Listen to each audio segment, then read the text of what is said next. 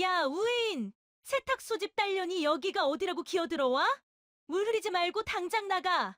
동창 유라의 날카로운 고함 소리에 명품관의 모든 시선이 저에게 꽂혔습니다. 직원들조차 코를 막으며 저를 벌레 보듯 쫓아내려던 그 비참한 순간이었습니다. 그때였습니다. 여보, 내가 늦어서 미안해. 누가 당신을 이렇게 세워뒀어? 저벅저벅 걸어온 백화점 회장님이 제 손을 잡는 순간 기세등등하던 동창들의 얼굴이 사색이 되어 무너져 내리는 걸 보셨어야 합니다. 하지만 이건 시작에 불과했습니다. 가난한 촌년인 줄 알았던 제가 사실은 전 세계가 찾는 전설의 장인이었다면 믿어지시나요? 가장 밑바닥 무시에서 시작된 가장 우아하고 통쾌한 사이다 복수국. 과연 그들은 어떤 처참한 최후를 맞이하게 될까요? 시작하기 전에 무료로 눌러주시는 구독과 좋아요, 알림 설정은 똑순이 사랑방에 큰 힘이 됩니다. 지금 어디서 듣고 계신지 댓글 달아주세요. 그럼 지금부터 이야기를 시작하겠습니다. 서울 강남 한복판 로열 백화점 명품관 더 퀸의 내부는 마치 다른 세상처럼 고요하고 화려합니다. 은은한 조명이 대리석 바닥을 비추고 진열장 안의 가방들은 보석처럼 반짝이며 주인을 기다리고 있죠. 그 숨막히게 고급스러운 공간 한가운데에 전혀 어울리지 않을 것 같은 한 여자가 서 있습니다. 올해로 48살이 된 우혜인입니다. 화장기 없는 맑은 얼굴에 색이 바랜 듯한 무명계량 한복을 입은 우혜인의 모습은 명품관의 세련된 분위기와는 묘하게 겉도는 느낌을 줍니다. 하지만 우혜인의 눈빛만은 진열된 가방 그 어느 것보다 깊고 그윽하게 빛나고 있군요. 우혜인은 진열대 위에 놓인 한정판 악어 가죽 가방을 조심스럽게 들여다봅니다. 가죽의 결이 아니라 그 위에 놓인 아주 작은 자수 문양을 살피고 있는 겁니다. 그때 또각또각 날카로운 구두 굽소리가 정막을 깨며 다가옵니다. 새로 부임한 지 얼마 안 된 매니저가 미간을 잔뜩 찌푸린 채 우혜인의 앞을 가로막아 섭니다. 매니저는 우혜인의 허름한 옷차림을 위아래로 훑어보더니 들릴 듯 말 듯한 콧방귀를 뀌며 말합니다. 저기요, 손님. 눈으로만 보세요. 매니저의 목소리에는 불친절함을 넘어선 경멸이 담겨 있습니다. 우혜인은 당황하지 않고 차분하게 고개를 들어 매니저를 바라봅니다. 그리고 나직하고 부드러운 목소리로 묻습니다. 자수가 참 독특하네요. 이 부분 마감이 조금 특이한데 혹시 설명해 주실 수 있나요? 우혜인의 정중한 물음에도 매니저는 기가 차다는 듯 헛웃음을 흘립니다. 마치 거지가 왕의 식탁에 대해 묻는 걸 들은 사람처럼 황당해하는 표정이죠. 매니저가 팔짱을 끼며 쏘아붙입니다. 아줌마, 이거 얼마짜린 줄 알고나 물어보시는 거예요? 이거 전 세계에 5개밖에 없는 한정판이에요. 설명해 드려도 못 사실 텐데 괜히 다른 VIP 손님들 오시는 길 막지 말고 좀 나가주시죠? 매니저는 손을 휘휘 내저으며 우혜인을 매장 밖으로 몰아내려 합니다. 우혜인은 모욕감에 입술을 지그시 깨물지만 소란을 피우고 싶지 않아 조용히 몸을 돌리려 합니다. 바로 그 순간이었습니다. 매장 입구가 왁자지껄해지더니 화려한 옷을 입은 한 무리의 여자들이 들어옵니다. 그 중심에는 온몸을 명품 로고로 도배한 여자가 서 있습니다. 우혜인의 고등학교 동창이자 학창시절 그녀를 지독하게 괴롭혔던 고유라입니다. 고유라는 매장에 들어서자마자 매니저에게 큰 소리로 아는 체를 합니다. 어머, 매니저님, 나왔어.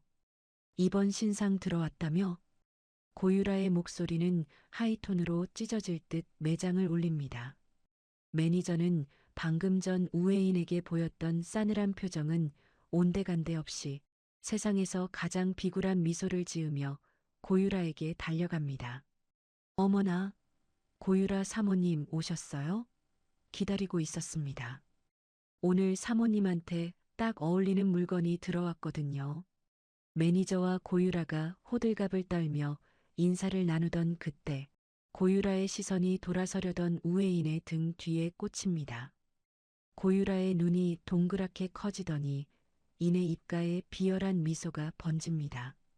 고유라가 성큼성큼 다가와 우회인의 어깨를 거칠게 잡아 돌려 세웁니다. 어머, 이게 누구야? 너 우회인 아니니? 우회인은 피할 수 없는 상황임을 직감하고 천천히 고개를 듭니다. 고유라는 우회인의 얼굴을 확인하자마자 박수를 치며 깔깔대고 웃습니다.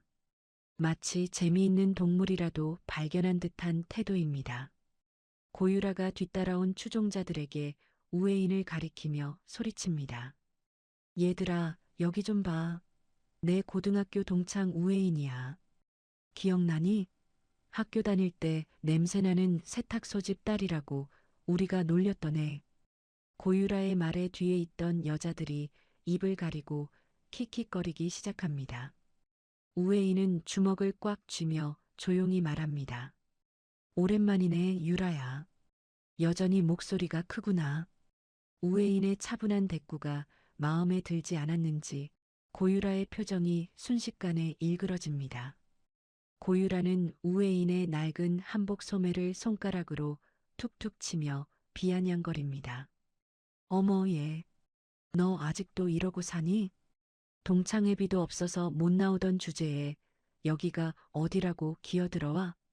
촌년이 백화점 물 흐리게 시리. 청소부 알바라도 구하러 왔니? 고유라의 독설은 멈출 줄 모릅니다. 매니저 역시 고유라의 기세에 동조하듯 끼어듭니다. 사모님 아시는 분이세요? 어쩐지 아까부터 안 나가고 서성거리더라고요. 구매력도 없어 보이는데 자꾸 물건을 만지작거려서 제가 곤란했지 뭐예요. 매니저의 말에 고유라는 의기양양하게 콧소리를 냅니다. 어머, 매니저님. 얘네 집이 원래 가난해서 그래.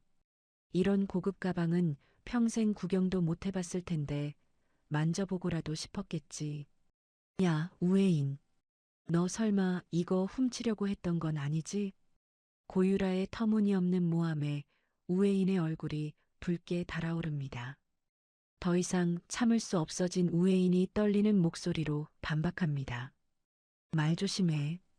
사람을 겉모습만 보고 판단하는 버릇은 여전하구나.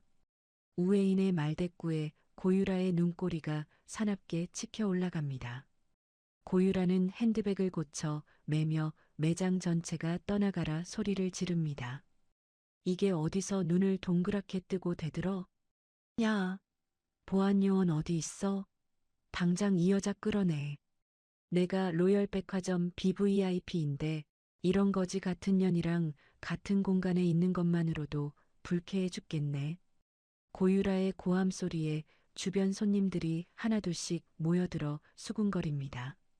매장 직원들이 안절부절 못하며 보안 요원을 부르러 뛰어가려는 찰나입니다.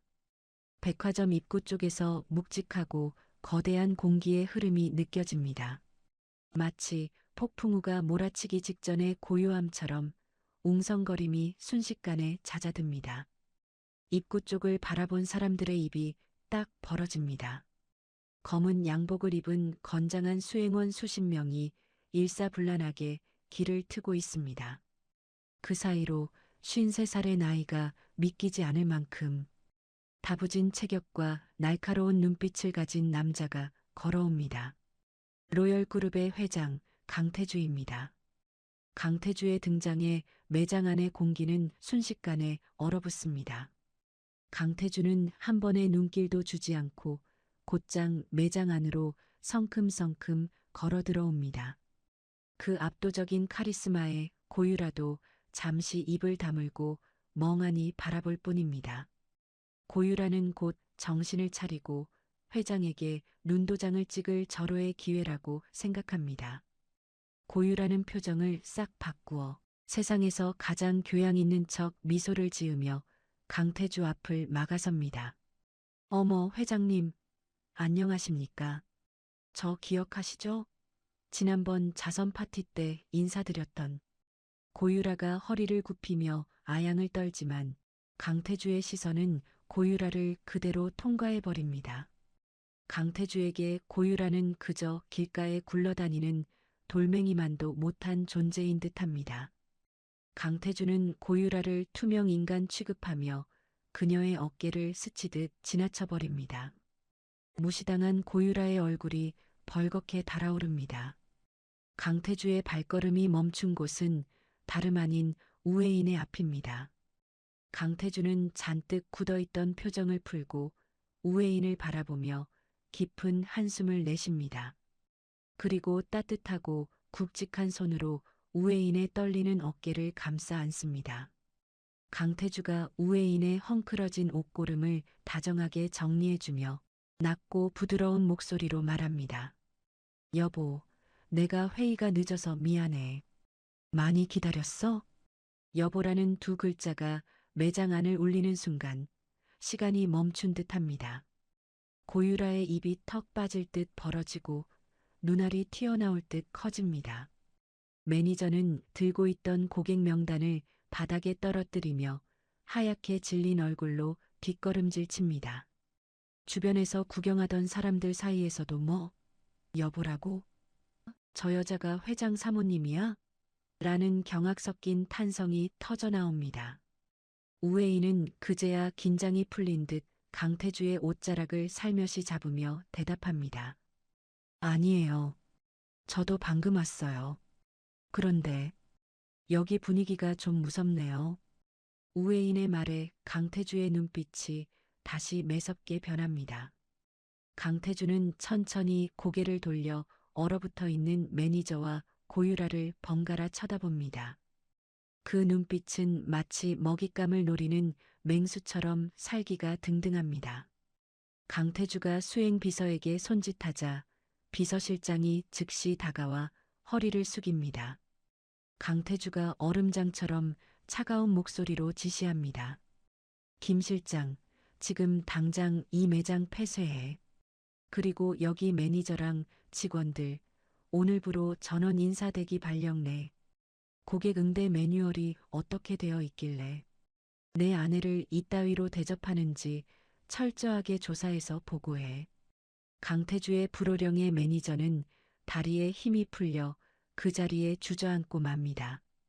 회장님, 저는 몰랐습니다. 한 번만 용서해 주십시오. 매니저가 울며불며 애원하지만 강태주는 눈길조차 주지 않습니다. 이제 강태주의 시선은 사시나무 떨듯 떨고 있는 고유라에게 향합니다. 고유라는 입술이 파르르 떨려 말조차 제대로 나오지 않습니다. 강 회장님, 그게 아니라요. 저는 친구라서. 고유라가 비굴하게 변명을 늘어놓으려 하자 강태주가 픽 웃으며 말을 자릅니다. 친구? 내 아내에게 친구가 있었나? 내 기억엔 우리 집사람을 괴롭히던질 나쁜 동창들은 있어도 친구는 없었던 것 같은데. 강태주의 뼈 있는 한마디에 고유라의 얼굴은 흑빛이 됩니다. 강태주는 더 이상 상대할 가치도 없다는 듯 고유라에게서 시선을 거둡니다. 강태주는 다시 우회인을 향해 세상에서 가장 다정한 표정을 지으며 손을 내밉니다. 가자, 여보. 이런 곳에 당신을 세워둬서 미안해. 안에서 차 한잔해. 우회인은 강태주의 손을 꼭 잡습니다. 두 사람은 수많은 수행원의 호의를 받으며 VIP룸으로 향하는 전용 통로로 걸어갑니다. 우회인의 뒷모습은 아까의 초라해 보이던 여자가 아닙니다. 누구보다 기품 있고 당당한 로열 그룹의 안주인 그 자체입니다. 그들이 사라진 뒤에도 매장 안에는 무거운 침묵만이 감돕니다. 바닥에 주저앉은 고유라는 멍하니 우회인이 사라진 곳을 바라봅니다. 주변 사람들이 고유라를 피하며 웅성거리는 소리가 들려옵니다. 저 여자 아까 회장 사모님한테 막말하던 여자 아니야? 어머 세상에. 사람을 겉만 보고 무시하더니 꼴 좋다. 완전히 찍혔네. 이제 백화점 못 오는 거 아니야? 사람들의 비웃음 소리가 고유라의 귀에 화살처럼 꽂힙니다. 하지만 이건 앞으로 닥칠 폭풍의 시작에 불과했습니다. 로열 백화점 꼭대기층에 위치한 BVIP 전용 라운지는 고요함 속에 긴장감이 감돌고 있습니다.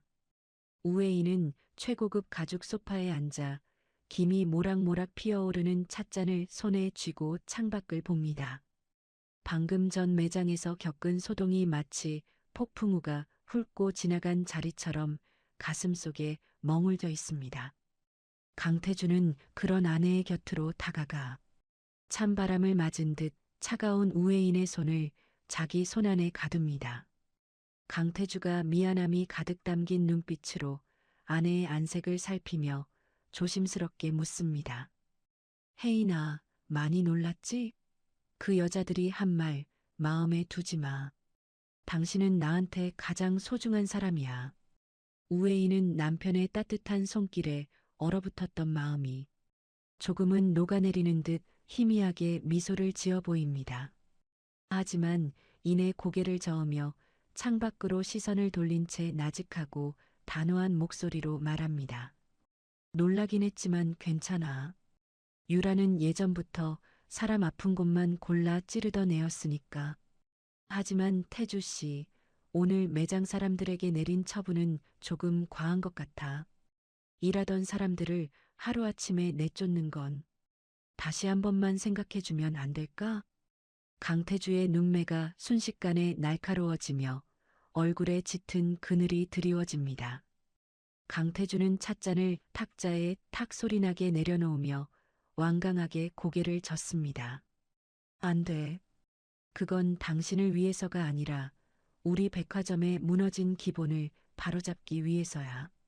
고객의 겉모습만 보고 문전박대하는 직원을 그냥 두는 건 경영자로서 있을 수 없는 일이지. 그리고 고유라 그 여자. 당신한테 촌년이니 모니 입에 담지도 못할 욕을 퍼부었다면서 내 아내를 모욕한 대가가 얼마나 무거운지 내가 똑똑히 가르쳐 줄 거야. 강태주는 곧바로 대기하고 있던 비서실장을 방 안으로 불러들여 서늘한 명령을 내립니다. 비서실장이 허리를 90도로 숙이며 회장의 지시를 하나하나 수첩에 옮겨 적습니다. 김 실장, 고유라, 그 여자의 남편이 누군지 당장 파악해. 우리 하청업체 중에 그 집안이랑 연결된 곳이 있다면 오늘부로 모든 계약을 전면 재검토하라고 해. 그리고 그 여자, 우리 그룹사나 모든 백화점과 호텔 출입 금지 명단에 올려서 입구부터 막아버려.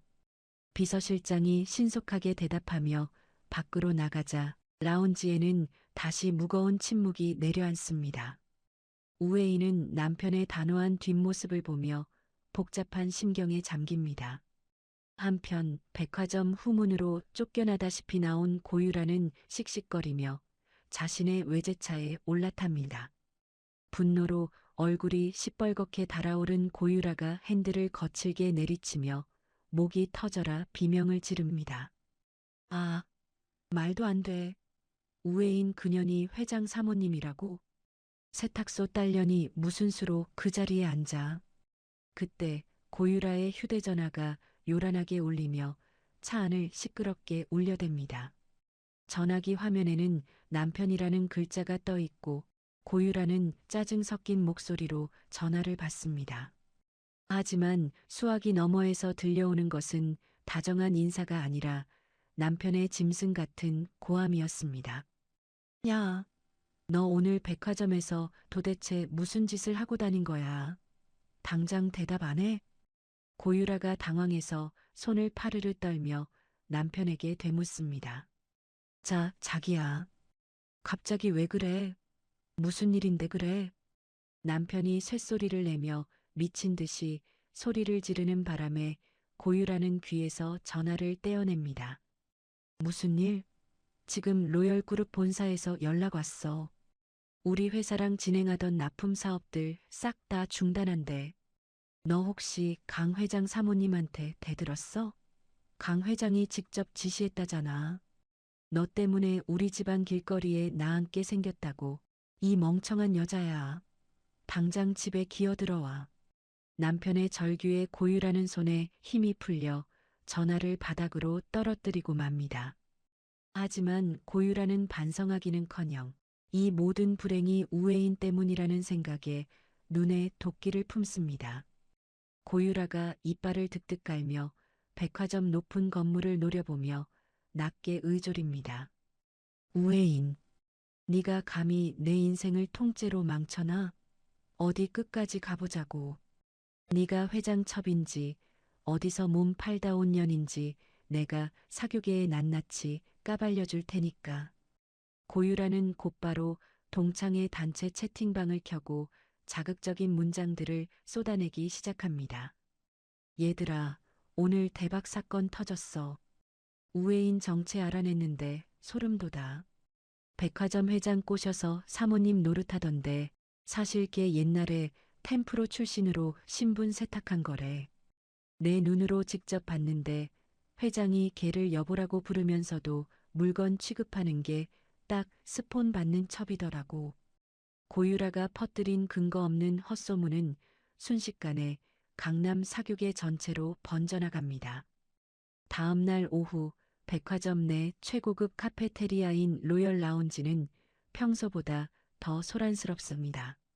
태주와 친분이 있는 임원 부인들이 옹기종기 모여 앉아 혜인에 대해 수군대고 있습니다.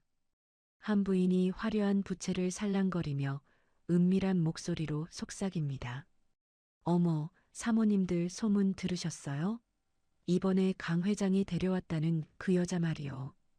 옆에 있던 다른 부인이 눈을 크게 뜨며 의자를 바짝 당겨 앉습니다. 아유, 말도 마세요. 옷 입는 꼴이 동네 시장터 상인 같다던데 출신이 아주 저급하다더라고요. 고등학교 때도 행실이 안 좋아서 근처 남자들이란 남자들은 다 만나고 다녔다면서요? 강 회장이 대체 뭘 보고 홀린 건지 몰라. 남자들은 참 저런 천박한 거에 약하다니까요. 그때 라운지 입구에 육중한 유리문이 열리며 우애인이 들어섭니다. 평소보다 조금 더 신경을 써서 고운 남색 비단 한복을 입었지만 여전히 화려함과는 거리가 멉니다. 우애인이 자리에 앉으려 하자 부인들의 대화가 칼로 자른 듯 딱 끊기며 차가운 정적이 흐릅니다. 부인들은 대놓고 우애인을 위아래로 훑어보며 비웃음 섞인 시선을 노골적으로 보냅니다. 우애인은 그 싸늘한 분위기를 온몸으로 느끼면서도 꼿꼿하게 자리에 앉습니다. 라운지 구석에서 이 광경을 지켜보던 고유라가 회심의 미소를 지으며 다가옵니다. 고유라는 마치 우애인을 걱정하는 친구인 척 연기를 하며 큰 소리로 말을 겁니다. 어머, 혜인아. 어제는 내가 좀 심했지? 우리 옛날 정 생각해서 화해하자. 그런데 너 소문 보니까 정말 대단하더라. 회장님 마음을 어떻게 그렇게 쏙 뺏었니? 비결 좀 알려줘봐. 혹시 예전에 그 세탁소 할 때 배운 서비스 정신 같은 거야? 아니면 다른 기술이라도 있어? 고유라의 비아냥에 주변 부인들이 풋하고 웃음을 터뜨리며 혜인을 비웃습니다. 우애인은 찻잔을 잡은 손바닥에 땀이 배어 나오지만 고유라를 똑바로 응시하며 입을 엽니다. 그리고 차분하지만 뼈가 있는 목소리로 고유라의 말을 받아칩니다. 유라야, 옛말에 입은 재앙을 불러오는 문이라고 했어. 근거 없는 소문을 만들고 다니면 그 끝이 너에게 어떻게 돌아갈지 한 번이라도 생각해봤니? 너 지금 내 남편 회사가 왜 위기인지 정말 몰라서 이러는 거야? 우애인의 당당한 태도에 고유라가 오히려 당황하며 얼굴을 붉히고 목소리를 높입니다. 뭐, 네가 지금 감히 나를 가르치려 들어? 첩 주제에 어디서 훈계질이야. 여기 계신 분들이 너 같은 년 출신 모를 줄 알아? 너 오늘 망신 좀 제대로 당해봐야겠구나. 고유라가 우애인의 소매자락을 붙잡으며 억지로 일으켜 세우려던 그때였습니다. 라운지 입구에 강태주가 나타나 싸늘한 기운을 내뿜으며 걸어옵니다. 강태주의 등장에 수다를 떨던 부인들이 쏘스라치게 놀라며 황급히 자리에서 일어납니다. 강태주는 성큼성큼 다가와 고유라의 손목을 낚아채어 거칠게 쳐내버립니다. 고유라가 비명을 지르며 바닥으로 나동그라집니다. 강태주가 주변 부인들을 하나하나 죽일 듯한 눈빛으로 훑어보며 천천히 입을 뗍니다. 다들 내 아내에게 할 말이 아주 많은 모양이군. 내 아내의 과거가 그렇게 궁금한가? 그럼 나한테 직접 물어보지 그래. 내가 다 대답해 줄 테니. 회장의 서슬 퍼런 기세에 부인들은 고개를 숙인 채 숨소리조차 크게 내지 못합니다. 강태주는 혜인의 어깨를 감싸 안아 자기 품으로 끌어당기며 고유라를 내려다봅니다. 고유라, 내 입에서 나오는 그 지저분한 소문들 전부 기록해서 법적 대응 준비 끝냈어.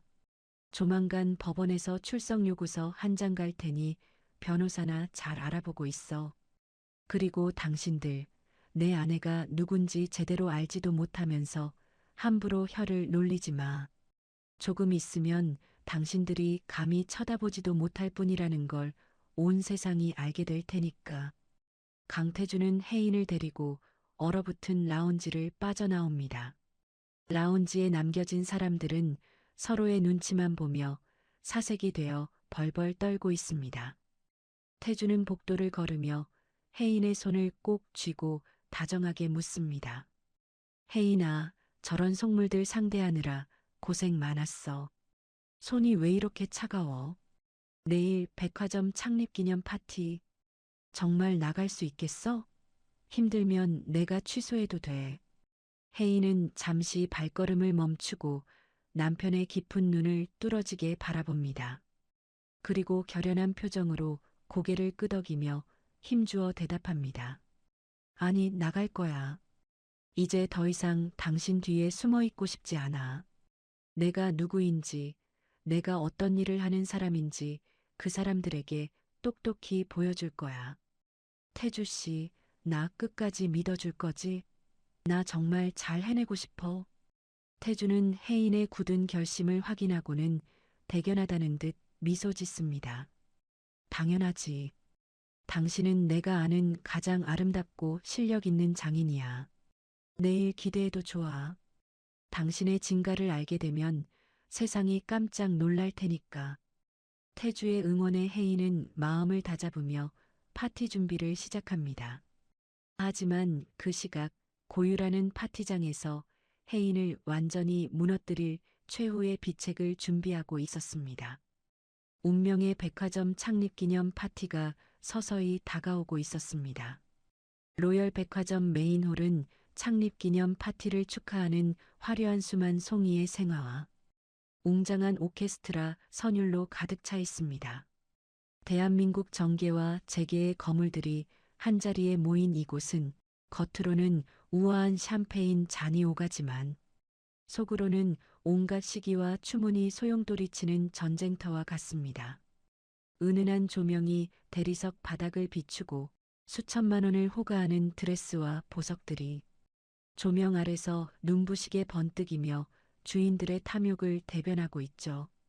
우웨이는 자신이 직접 수개월 동안 밤을 지새우며 자수를 놓아 만든 은은한 진주빛깔의 한복 드레스를 입고 강태주의 팔짱을 낀 채 파티장에 들어섭니다. 하지만 입구에 들어서는 순간 파티장의 공기는 약속이라도 한 듯 싸늘하게 식어버리고 사람들의 눈동자에는 노골적인 경멸과 호기심이 뒤섞여 서립니다. 고유라가 어젯밤부터 사교계 단체 대화방에 뿌려댄 세탁 소집 딸의 신분 세탁과 회장의 숨겨진 첩이라는 더러운 소문이 이미 파티장 전체를 집어삼킨 탓입니다. 강태주는 곁에서 아내의 손이 미세하게 떨리는 것을 느끼고는 그녀의 손을 더욱 꽉 쥐어주며 꼿꼿하게 허리를 펴고 무대 중앙으로 향합니다. 그는 주변의 시선을 하나하나 짓밟듯 강렬한 눈빛을 쏘아보내며 혜인의 곁을 지키는 든든한 성벽이 되어주고 있습니다. 그때 파티장에 초청받지 못한 고유라가 남편의 거래처 지인에게 매달려 기어코 행사장 구석 테이블에 자리를 잡고 앉아 있는 모습이 보입니다. 고유라는 혜인의 옷차림을 머리부터 발끝까지 훑어보더니 들고 있던 샴페인 잔을 흔들며 주변 사모님들에게 들으라는 듯 악에 섞인 큰 소리로 비아냥거립니다. 어머머, 저거 좀 봐요. 세상에, 파티장에 웬 하얀 소복을 입고 나타났대요? 정말 눈 뜨고 못 봐주겠네. 세탁 소집 딸이라 그런지 평생 남의 옷이나 다리다가 안목이 딱 저 수준에서 멈췄나 봐요. 저런 촌스러운 옷을 입고 감히 회장 사모님 대접을 받으려 하다니 로열 백화점 명성이 아주 바닥을 치겠어요. 그치? 고유라의 말이 끝나기가 무섭게 주변에 모여있던 속물들이 입을 가리고 킥킥대며 혜인을 향해 손가락질을 해댑니다. 한 사모님이 고유라의 어깨를 치며 깔깔대고 웃습니다. 그러게 말이에요. 유라 씨 말이 맞네. 자리가 사람을 만든다더니 근본은 속일 수가 없는 법인가 봐요. 강태주가 분노로 얼굴이 붉게 달아올라 고유라 쪽으로 몸을 돌려 당장이라도 응징하려던 바로 그 찰나였습니다. 파티장 입구가 갑자기 폭풍이라도 몰아치듯 소란스러워지더니 검은색 긴 코트를 어깨에 걸친 은발의 외국인 신사가 수행원들을 밀치듯 들어옵니다. 오늘 행사의 주인공이자 전 세계 패션계가 신처럼 떠받드는 거장, 58살의 앙리 드샹입니다. 앙리는 주최 측 임원들이 굽신거리며 건네는 환영의 악수조차 무시한 채 무언가를 간절히 찾는 듯 날카로운 눈빛으로 홀 전체를 훑어내립니다. 앙리의 시선이 무대 중앙 조명 아래 서 있는 우회인에게 꽂히는 순간 그의 거침없던 발걸음이 돌처럼 우뚝 멈춰섭니다. 앙리는 마치 거룩한 성물이라도 발견한 신도처럼 홀린 듯 혜인에게 성큼성큼 다가오더니 그녀가 입은 한복 드레스 소매 끝단을 떨리는 손으로 만져봅니다. 혜인이 예상치 못한 외국인의 행동에 깜짝 놀라 뒤로 물러나려 하자 앙리는 믿을 수 없다는 듯 두 눈을 크게 뜨고 프랑스어로 소리칩니다. 오 신이시여, 이 섬세한 한 땀의 결, 이 완벽하게 살아있는 봉황의 눈매. 이것은 전설 속의 장인 다나의 솜씨가 아닙니까? 옆에 있던 통역사가 당황하며 앙리의 말을 급히 한국어로 전하자 혜인을 조롱하던 사람들의 웃음소리가 단칼에 베인 듯 잘려나갑니다. 앙리는 혜인 앞에 자리를 잡고 서더니 수백 명의 눈이 지켜보는 가운데 서서히 한쪽 무릎을 바닥에 꿇고 혜인의 손등에 정중히 입을 맞춥니다. 앙리는 혜인을 경외심 가득한 눈으로 우러러보며 감격에 겨워 울먹이는 목소리로 다시 말합니다. 선생님, 지난 5년 동안 당신의 작품을 단 한 점이라도 구하기 위해 온 유럽을 미친 듯이 헤맸습니다. 이름도 얼굴도 숨긴 채 베일에 쌓여있던 천재 아티스트를 이곳 한국에서 뵙게 될 줄이야 제 인생 최고의 행운이자 영광입니다. 장내에는 바늘 하나 떨어지는 소리가 들릴 만큼 무겁고 차가운 정적이 내려앉습니다. 조금 전까지 혜인을 첩이라 부르며 무시하던 사모님들은 사색이 되어 서로의 눈치만 살피며 어쩔 줄을 몰라 합니다. 방금까지 고유라와 맞장구를 치던 사모님은 슬그머니 뒷걸음질을 치며 시선을 피하기 바쁩니다.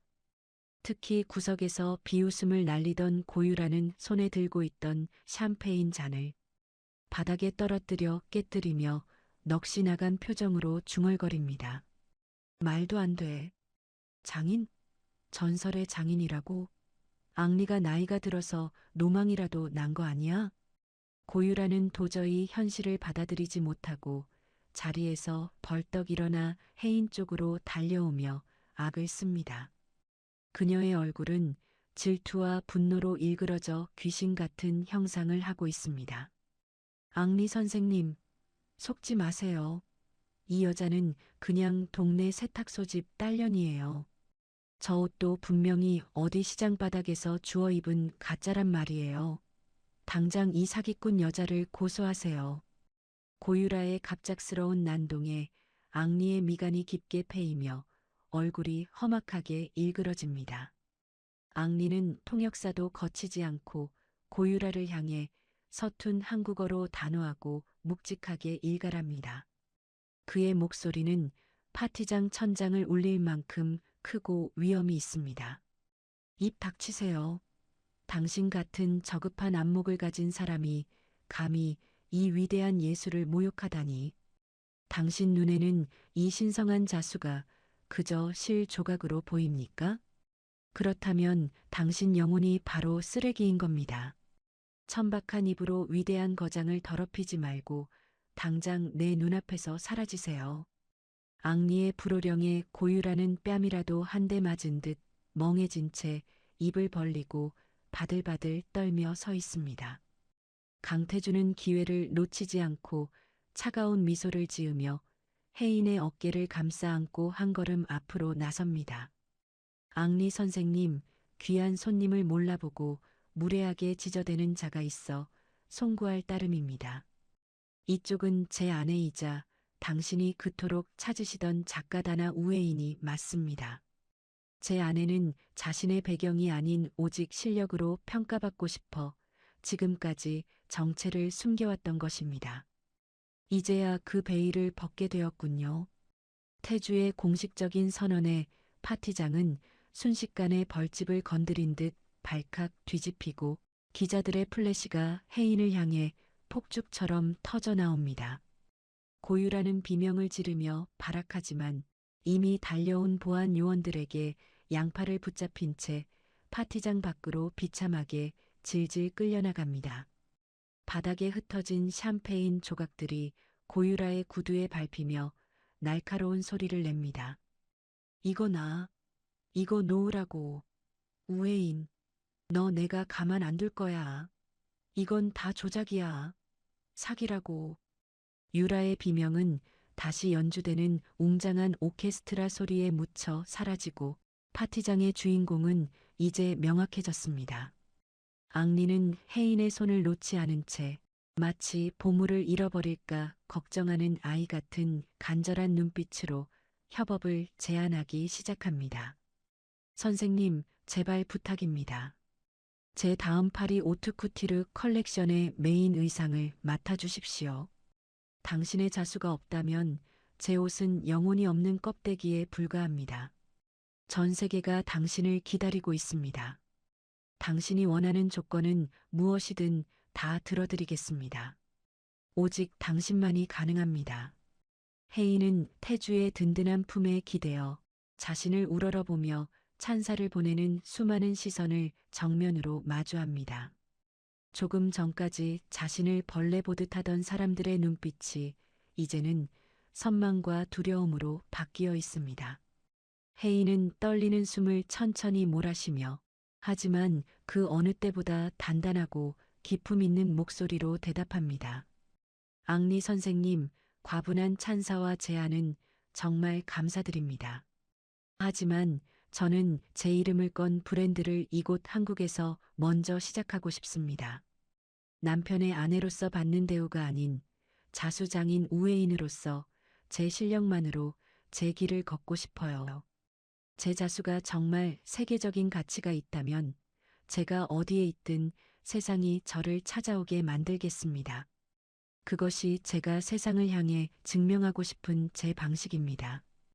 혜인의 당당하고 자부심 넘치는 거절에 앙리는 오히려 더 큰 감동을 받은 듯 고개를 깊게 숙여 최고의 경의를 표합니다. 그는 혜인의 손을 잡고 홀 중앙으로 이끌며 사람들에게 소리칩니다. 여러분, 오늘 우리는 새로운 전설의 탄생을 목격했습니다. 바로 우회인 선생님입니다. 이제 파티장의 모든 수군거림은 뜨거운 찬사와 환호로 바뀌고 혜인을 무시하던 사모님들은 줄을 서서 그녀에게 눈도장을 찍으려 안달이 났습니다. 어떤 사모님은 벌써부터 혜인의 손을 잡으려 애쓰며 아첨을 떨고 있군요. 하지만 혜인은 그들의 위선적인 미소를 뒤로 한 채 자신을 끝까지 믿어준 태주와 함께 새로운 운명을 향해 힘찬 발걸음을 내딛습니다. 잿더미 같던 비참한 과거와 고통스러웠던 조롱을 지나 우회인이라는 이름이 세상이라는 무대 위에 화려하게 피어나는 순간이었습니다. 파티장의 조명은 이제 오직 한 사람, 우회인만을 비추고 있습니다. 파티장의 화려한 조명과 사람들의 찬사가 썰물처럼 빠져나간 뒤 우회인의 앞에는 현실이라는 거대한 벽이 다시금 솟아올랐습니다. 브랜드 단화를 세상에 내놓겠다는 선언은 화려했지만 장인의 손끝과 사업가의 머리는 전혀 다른 영역의 문제였죠. 우회인은 강태주가 마련해준 조용한 작업실에서 밤낮을 가리지 않고 바늘을 잡았지만 마음 한구석은 늘 허전했습니다. 숙련된 기술자들은 우회인의 까다로운 전통 방식을 이해하지 못했고 조금만 힘들어도 효율이 떨어진다며 투덜대다 작업실을 떠나기 일쑤였죠. 우회인은 텅 빈 작업실에 홀로 앉아 자신의 고집이 브랜드 런칭을 망치고 있는 건 아닌지 깊은 고민에 빠졌습니다. 선생님, 이 방식은 도저히 시간이 안 맞아요. 요즘 누가 이렇게 한 땀 한 땀 손으로 다 기워요? 그냥 기계로 밀어도 손님들은 모른다니까요. 작업실에서 일하던 숙련된 기술자가 짜증 섞인 투로 바늘을 내려놓으며 말했습니다. 우회인은 가공되지 않은 원단을 부드럽게 쓰다듬으며 조용히 대답했습니다. 기계는 원단의 결을 숨쉬게 하지 못해요.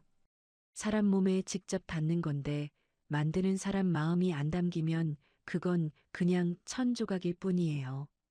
결국 기술자들은 우회인의 고집을 견디지 못하고 하나둘 작업실을 떠났습니다. 우회인은 떠나는 그들의 뒷모습을 보며 긴 한숨을 내쉬었습니다. 텅 빈 작업실에 홀로 앉아 깊은 고민에 빠져 있던 우회인은 답답한 마음을 달래기 위해 동대문 원단 시장 뒷골목을 정처 없이 걸었습니다. 화려한 대로변을 지나 낡은 건물 사이로 어두운 그림자가 드리운 골목 안쪽으로 들어갔을 때 우회인의 눈에 기이한 광경 하나가 들어왔습니다. 지저분한 길바닥에 주저앉아 누군가 버린 자투리 천 조각들을 미친 듯이 이어붙이고 있는 한 청년이 있었습니다. 그 청년이 바로 28살의 천재적인 감각을 지닌 지호였습니다. 지호는 헝클어진 머리에 꾀재재한 옷차림을 하고 있었지만 천을 다루는 손길만큼은 마치 보물을 다루듯 섬세하고 경건했습니다. 지호의 손끝에서 탄생하는 기이하고 파격적인 패턴에 매료된 우회인이 지호의 곁으로 천천히 다가가 넌지시 말을 건넸습니다. 그쪽 마감 방식이 참 독특하네요. 이 자투리 천으로 이런 곡선을 내다니 정말 놀라워요. 혹시 어디서 배운 기법인가요? 지호는 대답 대신 무심하게 고개를 들어 우회인을 아래 위로 훑어보았습니다. 낯선 아줌마의 참견이 귀찮다는 듯 지호는 다시 바느질에 집중하며 퉁명스럽게 쏘아붙였습니다. 아줌마가 뭘 안다고 아는 척이에요? 그냥 가던 길 가세요. 내 예술 방해하지 말고. 여기는 돈 많은 사모님들이 산책하는 곳이 아니거든요. 지호의 거친 말투에도 우회인은 미소를 지으며 무릎을 굽히고 지호의 옆에 앉았습니다. 우회인은 지호가 애를 먹고 있던 두꺼운 원단 겹친 부분을 슬쩍 낚아채 순식간에 전통 침선장의 비기인 어금 메기질로 단단하게 꿰어냈습니다. 놀란 지호가 눈을 크게 뜨며 우회인의 손을 덥석 잡고 소리쳤습니다. 이게 어떻게 이렇게 부드럽게 넘어가요? 이 두꺼운 걸 바늘 한 번 안 부러뜨리고 아줌마 정체가 대체 뭐야? 손놀림이 사람이 아니잖아. 지호의 목소리가 골목 안을 울릴 정도로 커졌습니다. 우회인은 지호의 초롱초롱한 눈망울을 보며 단호하고 기품 있게 말했습니다. 내 이름은 우혜인이에요. 브랜드 단화를 만들고 있죠. 지호 씨, 그쪽에 그 길들지 않은 감각이 내 옷에 꼭 필요해요. 나와 함께 세계를 놀라게 할 옷을 만들어 보지 않겠어요? 지호는 우혜인이 건넨 자수 손수건의 압도적인 정교함에 넋을 잃고 바라보다가 이내 바닥에 무릎을 꿇으며 간절하게 말했습니다. 선생님, 저를 제자로 받아주세요. 이 골목에서 썩기엔 제 재능이 너무 아까웠는데 이제야 진짜 주인을 만난 것 같네요. 시키는 건 뭐든 다 하겠습니다. 지호가 합류하자 다나의 의상들은 생동감 넘치는 예술로 변하기 시작했습니다. 혜인의 고전적인 기품에 지호의 파격적인 선이 더해지자 지금껏 보지 못한 아름다움이 탄생했죠. 태주도 지호의 재능을 인정하며 그가 마음껏 날뛸 수 있도록 최고급 부자재와 전용 작업 공간을 아낌없이 지원해 주었습니다. 혜인은 이제야 완벽한 톱니바퀴가 맞물려 돌아가는 것을 느꼈습니다. 하지만 빛이 강하면 그림자도 깊어지는 법이었습니다. 사교계에서 매장당할 위기에 처한 고유라는 남편의 회사가 부도 직전에 몰리자 완전히 이성을 잃고 도끼를 품었습니다. 유라는 혜인의 작업실 보조 직원인 미니를 은밀히 강남의 한 호텔로 불러냈습니다. 미니 씨, 돈 많이 필요하지 않아? 동생 수술비가 급하다며. 내 말 한마디면 그 돈 오늘 당장 해결해 줄 수 있는데. 유라가 현금 뭉치가 든 봉투를 테이블 위에 툭 던지자 미니의 눈동자가 심하게 흔들렸습니다. 미니가 마른 침을 삼키며 겁에 질린 목소리로 물었습니다. 제가 뭘 하면 되는데요? 선생님을 배신할 수는 없어요. 선생님은 저한테 정말 잘해주신 분이에요. 유라는 비열한 미소를 지으며 미니의 귀에 대고 차갑게 속삭였습니다. 배신이 아니야, 기회지. 우혜인이 밤새 만든 메인 도안들, 그거 사진만 찍어와. 그거면 내 동생 목숨도 살리고 내 가족 평생 먹고 살 돈 줄 테니까. 우혜인은 어차피 돈 많잖아. 하나 정도 없어져도 상관없어. 결국 탐욕과 절박함에 눈이 먼 미니는 혜인의 도안을 촬영해 유라에게 넘겼습니다. 유라는 그 도안을 들고 경쟁업체 라비앙의 대표를 찾아가 당격하게 외쳤습니다. 이거 우혜인이 이번 쇼에 내놓을 메인 디자인이에요. 다나의 런칭쇼보다 하루 먼저 발표하세요. 우혜인을 한순간에 사기꾼으로 만들 기회라고요. 증거는 확실하니까 걱정 마세요. 라비앙 대표는 도안을 살피며 만족스러운 듯 고개를 끄덕였습니다. 고유라 씨 덕분에 우혜인의 콧대를 완전히 꺾어 놓을 수 있겠군요. 계약합시다. 우리 쪽 공장을 풀가동해서 내일 당장 룩북을 뿌리겠습니다. 런칭쇼를 일주일 앞두고 혜인과 지호는 그것도 모른 채 구슬땀을 흘리며 의상을 점검했습니다. 선생님, 우리가 만든 이 옷들이 런웨이에 오르면 사람들 아마 기절할걸요? 이런 디자인은 파리에서도 못 봤을 거예요. 지호가 신이 나서 마네킹의 옷자락을 정리하며 혜인에게 밝게 웃어 보였습니다. 혜인도 지호의 어깨를 토독토독 두드리며 다정하고 인자하게 대답했습니다. 지호야, 너와 내가 아니었으면 절대로 못 만들었을 작품들이야. 세상이 우리 진심을 알아줄 날이 얼마 남지 않았구나. 정말 고생 많았다. 두 사람의 웃음소리가 작업실에 가득 찼지만 밖에서는 어두운 그림자가 소리 없이 다가오고 있었죠. 그 시각 강태주는 비서실로부터 긴급하고도 은밀한 보고를 듣고 있었습니다. 비서실장이 태블릿 PC를 내밀며 낮은 목소리로 보고를 올렸습니다. 회장님, 고유라가 최근 라비앙 대표와 접촉해 사모님의 도안을 넘긴 정황이 포착되었습니다.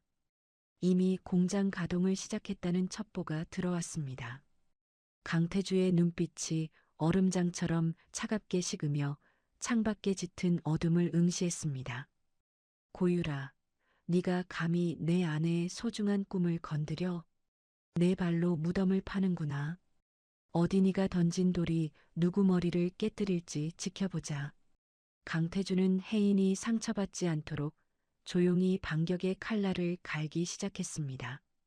김 실장, 라비앙 쪽 원단 공급 처랑 유통망 당장 차단해. 그리고 우리 쪽 디자인 보안팀 가동해서 유출 경로 확실히 파악해. 쥐새끼가 누구인지 당장 잡아내란 말이야. 강태주의 명령이 떨어지자 비서실은 일사불란하게 움직이기 시작했습니다. 한편 우회인은 지호와 함께 마지막 피날레 의상의 수놓을 실을 고르고 있었습니다. 지호야, 이 실은 빛의 방향에 따라 색이 변한단다. 우리 인생도 지금은 어두워 보이지만 빛을 받으면 찬란해질 거야. 이 옷이 그 빛이 되어줄 거야. 혜인의 말에 지호는 가슴 뭉클한 표정으로 고개를 끄덕이며 다시 바늘을 잡았습니다. 작업실 창밖으로는 어느덧 새벽 공기가 차갑게 내려앉고 있었습니다. 라비앙의 비밀 공장에서는 혜인의 디자인을 카피한 저급한 옷들이 쏟아져 나오고 있었죠. 유라는 자신의 화장대 앞에 앉아 혜인의 몰락을 상상하며 광기 어린 웃음을 터뜨렸습니다.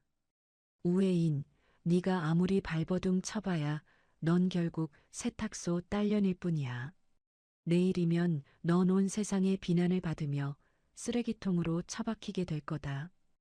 회장 사모님? 꿈깨라고 해. 절망 속에서 만난 지호라는 희망이 닥쳐올 거센 파도를 막아낼 수 있을지 운명의 시계는 런칭쇼를 향해 잔인하게 흐르고 있었습니다. 서울 디자인의 심장부라 불리는 DDP홀 앞은 이른 아침부터 몰려든 취재진과 전 세계 패션 관계자들로 인산인해를 이루었습니다. 거대한 은빛 곡선의 건물이 아침 햇살을 받아 눈부시게 빛나고 입구마다 배치된 보안 요원들이 삼엄한 경비를 펼치며 긴장감을 더하고 있었죠. 은은한 달빛을 닮은 브랜드 다나의 로고가 건물 전면의 대형 전광판을 가득 채우고 웅장한 국악선율이 리허설 현장을 묵직하게 울리고 있었습니다. 하지만 화려한 겉모습과 달리 무대 뒤 대기실의 분위기는 얼음장처럼 차갑게 얼어붙어 발을 들이기조차 무서울 정도였습니다. 지호가 땀범벅이 된 얼굴로 태블릿을 든 채 혜인에게 달려와 숨을 헐떡이며 다급하게 외쳤습니다. 선생님, 큰일 났어요. 지금 당장 이것 좀 보세요. 라비앙 이 나쁜 놈들이 30분 전에 자기들 신상품 화보를 전 세계에 기습적으로 공개했어요. 지호의 손에 들린 화면 속에는 우회인과 지호가 피땀 흘려 만든 메인 의상들과 소름 끼칠 정도로 흡사한 옷들이 줄지어 올라와 있었습니다. 단순히 비슷한 수준이 아니라 혜인이 밤새 고민하며 수정했던 독특한 곡선과 지호의 파격적인 절개선이 그대로 복사된 듯 옮겨져 있었죠. 대기실에 있던 스태프들은 사색이 되어 서로의 눈치만 살피며 술렁이기 시작했고 입구 쪽에서는 벌써 소문을 들은 기자들이 해명을 요구하며 문을 쾅쾅 두드리고 있었습니다. 우회인은 떨리는 손으로 화면을 넘겨보다가 이내 심장을 쥐어짜는 듯한 통증에 가슴을 부여잡고 비틀거리며 낡은 의자에 주저앉았습니다. 어떻게 우리만 아는 이 디자인이 저기에 있을 수 있니? 지호야, 이건 정말 말도 안 되는 일이야. 내 영혼을 갈아 넣은 옷들이 저렇게 싸구려 원단에 입혀져서 세상에 먼저 나오다니. 도대체 누가, 어떤 쥐새끼가 우리 노력을 이렇게 짓밟은 거니?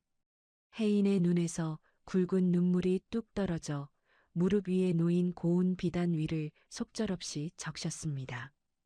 공들여 쌓아온 탑이 완성을 앞두고 한순간에 무너져 내리는 절망감이 혜인의 전신을 차갑게 덮쳤습니다. 그때 강태주 회장이 수행원들을 물리치고 굳건한 걸음으로 대기실 안으로 들어와 혜인의 떨리는 어깨를 단단히 감싸 안았습니다.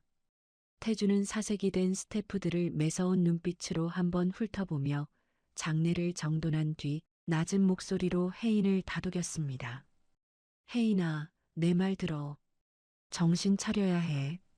지금 밖은 너를 사기꾼으로 만들려는 하이에나들로 가득해. 쇼를 연기할까? 내가 지금 당장 손 써서 공식적으로 중단시킬 수도 있어. 당신이 사람들 입에 오르내리며 상처받는 걸 더는 보고 싶지 않아. 내가 다 책임질게. 태주의 제안에 혜인은 잠시 눈을 감고 거친 숨을 몰아쉬며 마음을 가라앉히려 애썼습니다. 하지만 이내 눈을 뜬 혜인의 눈동자에는 슬픔 대신 서슬퍼런 투지가 서려 활활 타오르기 시작했습니다. 혜인은 자리에서 벌떡 일어나 벽에 걸린 은빛 가위를 단호하게 집어들며 지호에게 명령했습니다. 아니, 태주 씨, 쇼는 예정대로 진행할 거야. 여기서 도망치면 정말로 저들이 바라는 대로 사기꾼이 되는 거야. 지호야, 당장 작업하고 남은 자투리 원단이랑 실들 전부 가져와. 한 조각도 남기지 말고다. 라비앙 놈들이 내 도안의 껍데기는 훔쳐갔을지 몰라도 내 손끝에 담긴 진심과 즉흥적인 감각까지는 절대로 가져가지 못했어. 지금부터 이 옷들을 현장에서 다시 해체하고 재구성한다. 우리가 준비한 원래 디자인보다 더 압도적인 걸 보여주겠어. 혜인의 서슬퍼런 선언에 지호는 전율을 느끼며 고개를 세게 끄덕였고 두 사람은 미친 듯이 바늘과 가위를 움직이기 시작했습니다. 쇼 시작을 알리는 종소리가 울리기 직전까지 대기실에서는 천을 찍고 다시 꿰매며 형태를 뒤바꾸는 치열한 사투가 벌어졌습니다. 혜인의 손가락 끝에는 바늘에 여러 번 찔린 핏방울이 맺혔지만 혜인은 통증조차 잊은 듯 멈추지 않았습니다. 지호 역시 혜인의 지시에 따라 옷의 균형을 무너뜨리며 새로운 미학을 창조해 나갔습니다. 드디어 객석의 모든 불이 꺼지고 몽환적인 국악 크로스오버 선율이 홀 전체를 안개처럼 휘감았습니다. 앙리 드샹을 비롯한 전 세계 바이어들과 안목 높은 평론가들이 숨을 죽인 가운데 첫 번째 모델이 강렬한 조명을 받으며 런웨이로 걸어 나왔습니다. 사람들은 라비앙의 화보에서 본 디자인을 예상하며 비난할 준비를 하고 있었으나 무대 위에 나타난 옷들은 차원이 달랐습니다. 혜인이 현장에서 과감하게 덧붙인 비대칭 자수와 지호가 파격적으로 커팅한 선들이 조화되어 마치 살아 움직이는 전통 수묵화가 런웨이 위에서 춤을 추는 듯한 신비로운 분위기를 자아내고 있었죠.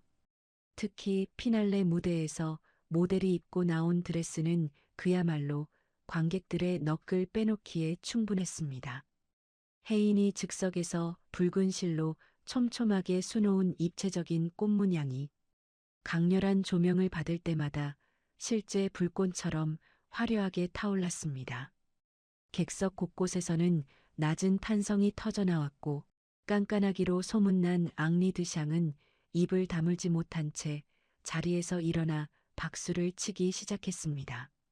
그가 박수를 치자 얼어붙어 있던 관객들도 하나둘 일어났고 홀은 이내 떠나갈 듯한 기립박수와 환호성으로 가득 찼습니다. 혜인은 지호의 손을 꼭 잡고 무대 위로 올라와 고개를 깊게 숙여 관객들에게 인사했습니다. 수많은 카메라 플래시 세례 속에서 혜인은 비로소 자신이 진정한 장인으로 거듭났음을 가슴 깊이 느꼈습니다. 무대 뒤편 구석에서 스태프로 변장해 이 광경을 지켜보던 고유라는 분노와 질투로 몸을 부르르 떨며 입술을 깨물었습니다. 말도 안 돼. 전현이 어떻게 저걸 저 짧은 시간에 다 바꿔버려? 저건 사람이 아니야. 내가 넘겨준 도안대로라면 지금쯤 저 무대 위에서 사기꾼 소리를 들으며 비참하게 울고 있어야 하는데 왜 다들 저 세탁소 딸년한테 미친 듯이 박수를 치는 거야. 세상이 미쳤어. 유라는 질투심에 눈이 멀어 품 안에서 미리 준비한 검은 오물이 가득 든 병을 꺼내 들었습니다. 유라가 무대 중앙에 선 혜인을 향해 오물을 던지려던 찰나 지호가 날카로운 눈미로 유라의 손목을 강하게 낚아챘습니다. 지호가 차가운 표정으로 유라를 쏘아보며 뼈가 있는 목소리로 낮게 의조렸습니다. 당신 같은 인간이 더럽힐 수 있는 무대가 아니야. 곱게 나가지 그래. 더 이상 스스로를 비참하게 만들지 말고 말이야. 이 지독한 스토커 같은 아줌마야. 지호의 경고와 함께 미리 대기하던 태주의 경호원들이 순식간에 유라를 에워싸고 밖으로 조용히 끌어냈습니다. 유라는 비명을 지르며 발악했지만 화려한 조명과 터져나오는 박수 소리에 묻혀 누구의 귀에도 닿지 않았죠. 무대 위로 올라온 앙리 드샹은 혜인에게 커다란 장미 꽃다발을 건네며 감격에 찬 목소리로 외쳤습니다. 우에인 선생님, 이것은 단순한 패션쇼가 아니라 인류의 소중한 예술적 유산입니다. 라비앙의 가짜 조각들은 이제 제 머릿속에서 기억조차 나지 않는군요. 당신이야말로 이 시대가 진정으로 원하던 최고의 예술가이자 장인입니다. 앙리의 극찬이 마이크를 타고 홀 전체에 울려 퍼지자 혜인의 눈시울이 다시 뜨겁게 달아올랐습니다. 쇼가 끝난 뒤 폭풍이 지나간 듯 고요해진 대기실에서 혜인과 태주 그리고 지호 세 사람은 서로의 손을 맞잡았습니다. 우에인이 환하게 웃으며 남편과 제자를 바라보며 진심을 담아 말했습니다. 태주 씨, 지호야. 우리 정말 해냈어. 나 소박하지만 지금 이 순간이 내 인생에서 가장 행복해. 세탁 소집 딸로 살면서 가슴에 맺혔던 조롱과 무시의 기억들이 이제야 다 씻겨나가는 기분이야. 혜인의 말에 태주는 아내를 품에 꼭 안아주며 대견하다는 듯 따뜻한 미소를 지어 보였습니다. 태주가 부드러운 목소리로 아내의 귓가에 조용히 속삭였습니다. 고생했어, 혜인아. 이제 온 세상이 당신의 이름을 위대한 장인으로 기억하게 될 거야. 당신은 충분히 그럴 자격이 있고 나는 당신이 내 아내라는 게 가장 자랑스러워. 지호도 코끝을 찡긋하며 혜인에게 장난스럽게 엄지를 치켜 세우며 분위기를 띄웠습니다. 잠시 후 비서실장이 다급하게 들어와 태주에게 조심스럽게 귓속말을 건넸습니다. 보고를 듣는 태주의 표정이 순식간에 칼날처럼 차갑게 굳어갔습니다. 회장님, 방금 밖으로 끌어낸 고유라를 조사하던 중 결정적인 사실을 발견했습니다. 그 여자가 우리 내부 직원을 매수한 정황이 고스란히 담긴 휴대폰과 녹취를 확보했습니다. 배우는 고유라가 확실하고 협력한 쥐새끼도 이미 신원이 파악되었습니다. 태주의 눈빛이 다시 사업가 특유의 냉철하고 잔혹한 빛으로 돌아왔고 그는 혜인의 손을 한 번 더 꽉 쥐어주었습니다. 태주가 결연한 보복의 의지를 담아 혜인에게 말했습니다. 혜인아, 행복한 순간은 여기까지 충분히 누려. 당신은 충분히 축하받을 자격이 있어. 이제 당신의 소중한 명예를 더럽히려 했던 쥐새끼들을 전부 잡아내어 대가를 치르게 할 시간이야. 내가 단 한 명도 용납하지 않고 인생이 어떻게 무너지는지 보여줄 거니까 믿고 지켜봐. 혜인은 조용히 고개를 끄덕이며 거울 속에 비친 자신의 당당하고 기품 있는 모습을 가만히 응시했습니다. 축제는 끝났지만 자신의 삶을 지키기 위한 또 다른 전쟁이 시작되려 하고 있었습니다. 런칭쇼의 성공은 위대한 여정의 시작일 뿐 혜인을 시기하는 어둠의 세력들은 더 잔인한 덫을 놓고 기다리고 있었죠. 하지만 혜인은 더 이상 예전에 힘없고 나약하게 당하기만 하던 세탁소집 딸이 아니었습니다. 자신의 재능을 믿어주는 사람들과 함께라면 그 어떤 풍파도 당당히 헤쳐나갈 수 있다는 자신감이 혜인의 가슴 깊은 곳에서 뜨거운 불꽃처럼 타오르며 앞날을 밝히고 있었습니다. 가장 빛나는 순간 뒤에 찾아올 폭풍 전야의 고요함이 작업실의 밤 공기를 타고 서서히 내려앉고 있었습니다. 브랜드 다나의 런칭쇼가 유례없는 대성공을 거둔 지 불과 이틀이 지났습니다. 전 세계 패션 매거진의 메인을 우웨인의 이름이 장식하며 화려한 조명이 그녀를 비췄죠. 유럽과 미국의 대형 백화점에서 입점 문의가 빗발치는 그야말로 꿈 같은 나날이 이어지고 있었습니다. 우웨이는 지오와 함께 런칭쇼에서 선보였던 메인 의상들을 해외 수출용으로 다시 제작하기 위해 늦은 밤까지 작업실에 불을 밝히며 한 땀 한 땀장인 정신을 쏟아붓고 있었습니다. 바늘 끝에 맺힌 옹기와 원단을 스치는 사각거리는 소리만이 정적을 메우고 있었습니다. 우웨인이 돋보기를 고쳤으며 붉은 실로 정교한 꽃문양을 수놓다가 지호에게 다정하게 말했습니다. 지호야, 이 피날레 드레스는 파리의 앙리 선생님께 보낼 거니까 평소보다 더 신경을 써야 해. 지호는 평소의 장난기 어린 표정을 지우고 진지한 눈빛으로 원단을 재단하며 대답했습니다. 걱정 마세요, 선생님. 제가 밤을 새워서라도 선생님 자수가 돋보이게 완벽하게 마감할게요. 우웨인이 지호의 든든한 모습에 미소를 지으며 바느질 속도를 높였습니다. 우리가 무대 위에서 보여준 그 즉흥적인 아름다움이 해외 바이어들에게도 그대로 전달되어야 하거든. 지호가 가위를 내려놓고 허리를 쭉 펴며 감격에 찬 목소리로 외쳤습니다. 우리 이제 정말 세계로 뻗어나가는 거 맞죠? 어제까지만 해도 시장 뒷골목에서 버려진 1000조각을 줍던 제가 이런 명품을 만들고 있다니 아직도 꿈만 같아요. 두 사람이 희망찬 미래를 설계하며 작업에 열중하던 그때 강태주 회장이 정장 차림으로 작업실에 들어와 우웨인의 어깨를 부드럽게 주물러 주었습니다. 강태주가 아내의 피곤한 안색을 살피며 걱정스러운 목소리로 말했습니다. 혜인아, 너무 무리하지 마. 당신 몸이 상하면 이 성공이 다 무슨 소용이야. 우웨인이 남편의 손을 가볍게 잡으며 다정한 눈빛으로 화답했습니다. 조금만 더 하면 돼요. 태주 씨도 오늘 회의 많았을 텐데 고생 많았어요. 강태주가 아내의 손등에 입을 맞추며 부드럽게 권유했습니다. 오늘은 이만하고 들어가서 좀 쉬자. 내가 근처에 당신이 좋아하는 정갈한 한정식집을 예약해뒀어. 지호군도 같이 가서 영양 보충 좀 하지. 우웨이는 남편의 다정한 권유에 못 이기는 척 바늘을 내려놓으며 미소 지었습니다. 세 사람이 작업실 문을 꼼꼼히 걸어 잠그고 퇴근한 지 불과 몇 시간이 지나지 않았을 때였습니다. 어둠이 짙게 깔린 새벽 2시 무렵 정막이 흐르는 작업실 건물 뒷문으로 검은 모자를 깊게 눌러 쓴 남자가 그림자처럼 소리 없이 나타났습니다. 남자는 미리 파악해둔 듯 익숙한 솜씨로 보안 장치의 배선을 끊어버리고 작업실 내부로 침입했습니다.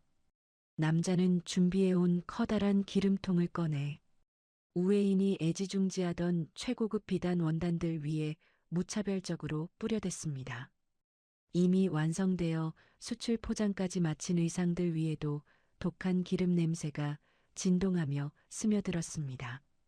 남자가 주머니에서 라이터를 꺼내 불을 켜자 작은 불꽃이 기름 젖은 바닥에 닿는 순간 작업실은 순식간에 거대한 화염에 휩싸이며 모든 것을 삼키기 시작했습니다. 새벽 3시 무렵 우웨이는 비보를 전하는 전화를 받고 겉옷도 제대로 걸치지 못한 채 현장으로 미친 듯이 달려왔습니다. 건물 전체를 집어삼킬 듯 타오르는 시커먼 연기와 하늘을 찌를 듯한 붉은 불길이 우웨인의 눈동자에 맺혔습니다. 우웨인은 비명조차 지르지 못한 채 무너져 내리듯 차가운 아스팔트 바닥에 주저앉았습니다. 우회인이 타오르는 불길을 향해 손을 뻗으며 오열 섞인 목소리로 울부짖었습니다. 안 돼. 내 옷들이 저기 있는데. 지호랑 내가 밤새운 자수들이 다 저 안에 있단 말이야. 우회인이 불길 속으로 뛰어들려 발버둥 쳤지만 강태주가 그녀를 필사적으로 끌어안아 막아섰습니다. 강태주가 울먹이는 우회인을 가슴에 묻으며 굳은 목소리로 다독였습니다. 안 돼, 혜인아. 위험해. 제발 정신 차려. 강태주의 양복 상의가 우회인의 절규와 눈물로 흠뻑 젖어들었고 우회인은 짐승 같은 울음을 터뜨리며 가슴을 쥐어뜯었습니다. 날이 밝고 간신히 화재가 진압된 후 우회인은 잿더미가 되어버린 작업실 안으로 무거운 발걸음을 옮겼습니다. 어제까지만 해도 찬란한 빛을 내뿜던 비단들은 검은 숫덩이가 되어 발에 밟힐 때마다 비참하게 바스러졌습니다. 우회인의 혼이 담겼던 자수들은 형체를 알아볼 수 없을 정도로 녹아내려 검게 타버렸습니다. 지호는 타버린 마네킹 옆에서 머리를 감싸 쥐고 소리 없이 흐느끼고 있었습니다. 우회인은 넋이 나간 사람처럼 타다 남은 바늘 한 개를 주워들고 멍하니 서 있었습니다. 그때 비서실장이 어두운 표정으로 다가와 강태주 회장에게 서류 뭉치를 내밀었습니다. 비서실장이 주위를 살피며 낮은 목소리로 긴급한 보고를 올렸습니다. 회장님, 상황이 아주 심상치 않습니다. 단순히 불이 난 게 아닙니다. 강태주가 미간을 찌푸리며 비서실장을 쏘아보며 물었습니다. 무슨 소리야? 화재 원인이라도 나온 건가? 비서실장이 신문 기사를 띄운 태블릿을 내밀며 조심스럽게 대답했습니다. 라비앙 측에서 기다렸다는 듯이 기사를 냈습니다. 다나의 의상들이 제작 과정에서 검증되지 않은 불량 원단을 사용해 발화 위험이 있었다는 루머를 퍼뜨리고 있어요. 강태주의 눈빛이 살벌하게 번뜩이며 서류를 움켜쥐었습니다. 라비앙 놈들, 기어이 이런 비열한 짓까지 저지르다니. 단순히 옷을 태운 게 아니라 혜인의 인생과 명예까지 통째로 태우려 드는구나. 수출 계약을 맺은 해외 바이어들이 이번 화재와 안전성 논란을 빌미로 일제히 계약 파기를 통보해 왔습니다. 우회인은 충격으로 인해 그날 이후 말문을 닫아버리고 식음을 전폐한 채 방 안에 틀어박혔습니다. 작업실을 잃은 슬픔보다 누군가 자신의 진심을 이토록 잔인하게 짓밟고 모함했다는 사실이 우회인의 영혼을 갈기갈기 찢어놓았습니다. 강태주는 침대에 누워 초점 없는 눈으로 천장만 바라보는 아내를 지켜보며 피가 거꾸로 솟는 분노를 느꼈습니다. 강태주는 즉시 그룹의 보안팀과 전문 사설 탐정들을 가동해 화재 현장의 모든 흔적을 샅샅이 뒤지기 시작했습니다. 강태주가 보안팀장에게 전화를 걸어 얼음장 같은 목소리로 명령했습니다. 누구든 이 불을 지른 놈과 그 배우를 끝까지 찾아내서 내 앞에 데려와. 보안팀장이 단호하게 대답하며 보고를 마쳤습니다. 알겠습니다, 회장님. 즉시 모든 인력을 동원해 추적하겠습니다. 강태주가 창밖을 매섭게 노려보며 낮게 은조렸습니다. 내 아내의 눈물 한 방울당 억배의 대가를 치르게 할 거니까 살아서 도망갈 생각은 꿈도 꾸지 말라고 해. 한편 고유라는 자신의 화려한 아파트 거실에서 와인 잔을 기울이며 소름 끼치는 웃음을 터뜨리고 있었습니다. 라비앙 대표로부터 건네받은 거액의 사례금을 확인하며 완벽한 승리감에 도취해 있었습니다. 고유라가 와인을 한 모금 마시며 거울 속의 자신을 향해 승리감에 젖어 짓거렸습니다. 우회인, 넌 이제 끝이야. 옷이 한 벌도 없는데 무슨 수로 장인 대접을 받겠니? 고유라가 비릿한 미소를 지으며 혼잣말로 비아냥거렸습니다. 전 세계 바이어들이 내 옷이 불량이라고 손가락질하는데 다시 일어설 수 있을 것 같아? 평생 그 잿더미 속에서 울면서 내 수준에 맞게 살라고. 고유라는 방화범에게 해외 도피 자금을 송금하며 모든 흔적을 지웠다고 철석같이 확신했습니다. 하지만 고유라가 간과한 것이 있었습니다. 우회인이 절망에 빠져 있는 동안 지호는 포기하지 않고 잿더미 속을 맨손으로 파헤치고 있었습니다. 손톱 밑에 시커먼 검댕이 박히고 손가락에서 피가 나도 지호는 멈추지 않았습니다. 지호가 타버린 잔해를 걷어내며 거친 숨을 몰아쉬고 중얼거렸습니다. 분명히 어딘가에 남아있을 거야. 선생님이 공들여 만든 그 데이터들이 그렇게 쉽게 사라질 리 없어. 지호는 타버린 책상 아래 깊숙한 곳에서 기적적으로 열기에 일그러진 뇌와 금고를 발견했습니다. 금고 문을 열자 그 안에서 우회인의 모든 도안 데이터가 담긴 외장 하드 디스크가 온전한 모습으로 나타났습니다. 지호가 그것을 꺼내 들고 미친 사람처럼 환호성을 질렀습니다. 지호는 그 길로 우회인이 칩거 중인 집으로 달려가 문이 부서져라 두드렸습니다. 지호가 문틈에 대고 목이 터져라 절규하듯 외쳤습니다. 선생님, 제발 문 좀 열어보세요. 우리 아직 안 끝났단 말이에요. 우회인이 힘없는 발걸음으로 다가와 문을 열자 지호가 하드 디스크를 내밀었습니다. 이거 보세요. 선생님, 도안들이 여기 다 살아있어요. 옷은 다시 만들면 되잖아요. 우회인이 지호의 눈에 고인 진심을 확인하며 힘겹게 입을 뗐습니다. 지호야, 정말 이게 무사한 거니? 지호가 고개를 세게 끄덕이며 우회인의 손을 잡았습니다. 선생님 손만 있으면 우리는 100번이고 1000번이고 다시 시작할 수 있어요. 우회인은 지호가 내미는 하드 디스크를 보고 다시 눈물을 쏟아냈습니다. 하지만 이번에는 절망의 눈물이 아니라 다시 바늘을 잡을 수 있다는 희망의 뜨거운 눈물이었습니다. 강태주 회장도 그 시각 보안팀으로부터 결정적인 보고를 받았습니다. 보안팀장이 태블릿 PC를 내밀며 날카로운 눈빛으로 보고를 올렸습니다. 회장님, 건물 외곽 구석에 숨겨져 있던 구형 사설 CCTV 영상 하나를 복원하는 데 성공했습니다. 강태주가 영상 속 차량을 가리키며 낮은 목소리로 물었습니다. 이 차 누구 명의인가? 보안팀장이 서류를 내밀며 단호하게 대답했습니다. 확인 결과 그 차주는 고유라의 친인척 명의로 등록되어 있습니다. 강태주의 입가에 소름 끼치도록 차가운 미소가 걸렸습니다. 강태주가 번호판 사진을 손가락으로 가리키며 차갑게 을조렸습니다.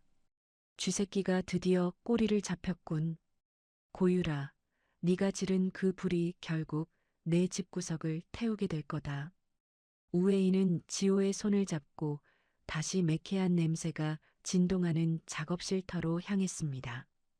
잿더미 속에서도 우회인은 다시 바늘통을 챙기며 눈빛을 반짝였습니다. 우회인이 지호의 손을 꼭 잡으며 결연한 표정으로 말했습니다. 지호야, 우리 처음부터 다시 시작하자. 지호가 밝은 미소로 화답하며 대답했습니다. 네, 선생님. 제가 원단부터 다시 구해올게요. 우회인이 타버린 마네킹을 세우며 힘주어 덧붙였습니다. 불에 타지 않는 진심이 무엇인지, 장인의 혼이 깃든 옷이 어떤 것인지 저들에게 똑똑히 보여주자. 나 이제 더 이상 울지 않을 거야. 우회인의 선언과 함께 지호는 다시 원단을 준비하기 시작했습니다. 잿더미 위에서 피어날 우회인의 처절하고도 우아한 복수국이 서서히 태동하고 있었습니다.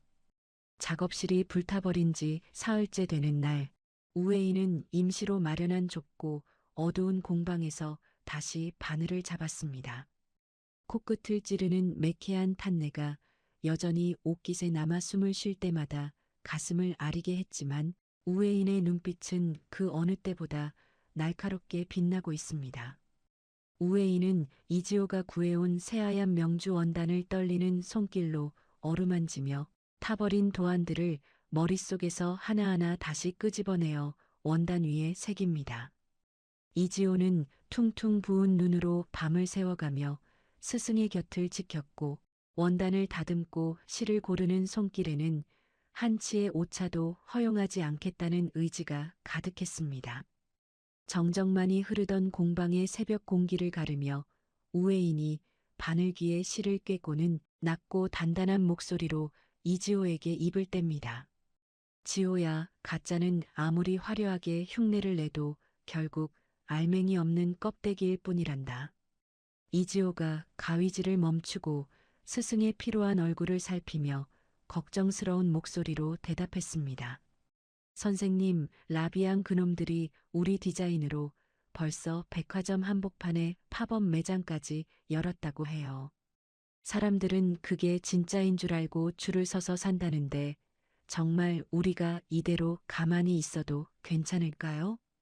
우회인이 입가에 서늘한 미소를 띄우며 한 땀 한 땀 정교한 바느질을 시작했습니다. 그들이 훔쳐간 건 눈에 보이는 겉모양이지 내 손끝이 기억하는 숨겨진 기술까지 가져가지는 못했어. 오늘 밤 안으로 내가 우리 옷에만 들어가는 이중 박음질을 다시 완벽하게 구현할 거다. 우회인이 말하는 이중 박음질은 겉으로 실밥이 전혀 보이지 않으면서도 옷의 형태를 단단하게 잡아주는 장인만의 비기입니다. 이 기술은 옷을 뒤집어 보지 않는 이상 절대 알 수 없으며 억지로 흉내내기 위해 옷을 뜯는 순간 원단이 갈기갈기 상하게 설계되어 있죠. 우회인은 손가락 마디마디에 피가 배어 나와 귀한 원단을 적실까봐 반창고를 칭칭 감고 고통을 참아가며 작업을 이어갔습니다. 이지호가 김이 모락모락 나는 따뜻한 차 한 잔을 내려 우회인의 곁에 놓으며 조심스럽게 말을 건넵니다. 선생님, 손이 저렇게 다 망가졌는데 조금만 쉬었다가 하세요. 회장님 오셔서 보시면 정말 가슴 아파하실 거예요. 우회인이 차에는 눈길도 주지 않은 채 바늘을 기계처럼 정교하게 움직이며 대답했습니다. 내 몸이 조금 아픈 것보다 내 자식 같은 옷들이 세상에서 도둑놈 취급받는 게 100배는 더 아픈 법이야. 내가 눈을 뜨고 살아있는 한 우리 다나의 옷이 가짜로 불리는 일은 절대 없을 거다. 한편 강태주 회장은 로열그룹 본사 집무실에서 보안팀의 보고를 받으며 터져나오려는 분노를 간신히 사귀고 있었습니다. 강태주의 넓은 책상 위에는 라비앙의 카피 제품 사진과 우회인의 진품 디자인 비교표가 어지럽게 널려 있어 상황의 긴박함을 보여줍니다. 보안팀장이 태블릿 화면을 내밀며 방화범의 이동 경로와 실시간 통화 기록이 담긴 복잡한 지도를 강태주에게 보여줍니다. 강태주가 미간을 짓누르며 곁에 선 비서실장에게 얼음장처럼 차가운 목소리로 물었습니다. 고유라가 그 방화범이랑 마지막으로 은밀하게 연락한 장소가 어디라고 했지? 비서실장이 신속하게 서류를 넘기며 단호하고 빠른 어조로 대답했습니다. 인천공항 근처의 한 호텔입니다. 오늘 저녁 8시 비행기로 출국하기 위해 예약까지 마친 상태입니다. 강태주가 의자에서 벌떡 일어나 창밖의 어두운 야경을 보며 주먹을 꽉 쥐고 서늘한 명령을 내렸습니다. 김 실장, 지금 당장 공항경찰대에 비밀리에 협조 요청하고 우리 쪽 정예 경호 인력도 전부 보내. 내 아내를 울리고 도망치려는 대가가 어떤 건지 고유라, 그 여자가 뼈저리게 느끼게 해줄 테니까. 강태주의 명령이 떨어지자마자 일사불란하게 움직이는 수행원들의 무거운 발소리가 복도 끝까지 울려 퍼졌습니다. 강태주는 곧바로 집무실을 빠져나와 지하 주차장으로 향하며 입술을 굳게 다물었습니다. 다시 임시 공방으로 돌아온 우회인은 드디어 피날레 의상의 가장 중요한 안감을 완성해 가고 있었습니다. 우회인이 옷의 안쪽을 가리키며 이지호에게 힘주어 설명했습니다. 자, 보렴. 이게 바로 다나만에 숨겨진 바느질이자 장인의 혼이란다. 라비앙의 옷은 겉만 번드르르하지 속은 엉망일 게 뻔해. 이걸로 저들의 비열한 정체를 세상에 낱낱이 밝힐 거야. 그날 오후 우웨이는 강태주가 마련한 긴급 기자간담회 자리에 당당한 모습으로 섰습니다. 수많은 취재진이 디자인 표절 논란에 대해 직접 해명해달라며 날카로운 질문과 함께 마이크를 들이대고 있었습니다.